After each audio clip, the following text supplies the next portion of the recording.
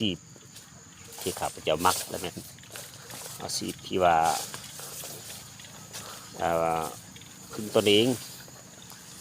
กลุ่มตนเองเนาะสร้างความเข้มแข็งโดยตนเองเนาะเป็นอย่างจริงว่าอาชีพพึ่งตนเองสร้างความเข้มแข็งโดยตนเองเพราะว่าสภาพเศรษฐกิจยกปัจจุบันเนาะก็คือสภาพการของโลกปัจจุบันเนาะก็เชื่อมั่นว่าโลกเฮามีการเคลื่อนเนาะมีการนิ่งมีการหดมีการยืดกระสันพวกเฮาก็ต้องให้ปรับตัวให้เข้ากับสภาพแวดล้อมเหตุใดสิเอาตัวรอดเนาะ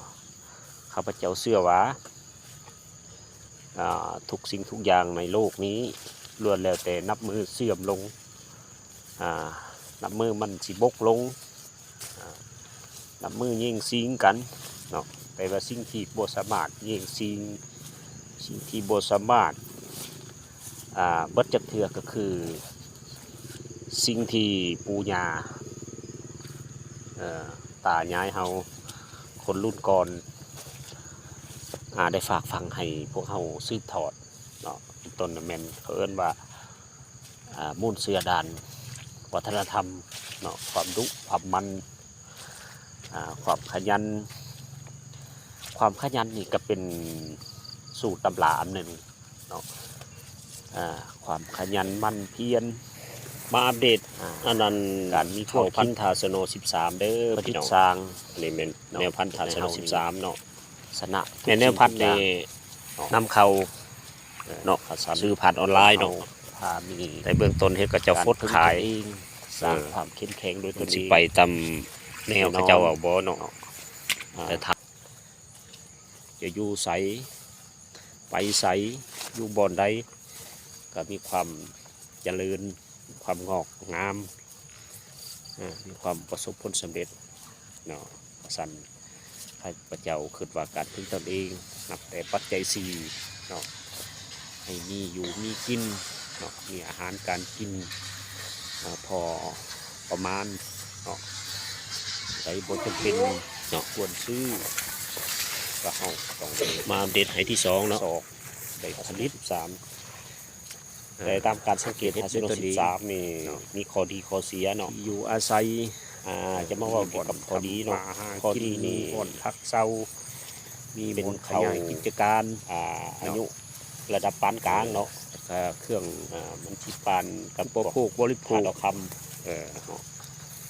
เครื่องใส่ชีวิตประจำวันพ่วงยาวความสะดวกแม่นไฟตึงดีเครื่องกินเครื่องอำนวยความสะดวกอื่นหมากดกผลผลิตในที่ได้รับผลดีเนาะผลเฮาแน่นอนแต่ว่าข้อเสียนี้มันต้องเจอปัญหาอุปสรรคเนาะเป็นก่อน3คนสายาสาเอาข้ามไปก่อนปัจจัย4มีเงินมีครับเก็บไปเที่ยวอยากไปสร้างนั่นสร้างนี่สบายพี่น้องเนาะนอกจากไปใจ4แล้วต้องมีอยากเสริมธุรกิจเสริมเพื่อสร้างความเข้มแข็งสิ่งที่สามารถเฮ็ดได้ง่ายๆพื้นฐานเอาเนาะโดยเฉพาะเป็นผู้ที่มีเงินไขเนาะผู้ที่มีพื้นที่ควรเลี้ยงเป็ดไปน้ำเลี้ยงไก่ไปน้ำเลี้ยงปลาไปน้ำปลูกพืชกินมากปลูก พืชชนิดอื่นๆที่สามารถล้มลุกการเลี้ยงสัตว์ใหญ่ไปน้ำเนาะเลี้ยงวัวเลี้ยงควายเลี้ยงไปเลี้ยงหมูแล้วก็ธุรกิจอื่นๆที่เสริมแต่ทั้งเบิดที่เว้ามานี้เราเป็นปัจจัยคือที่ว่าเบื้องต้นเราเป็นต้องปัจจัยมีความขยันเนาะความขยันสร้างความขยัน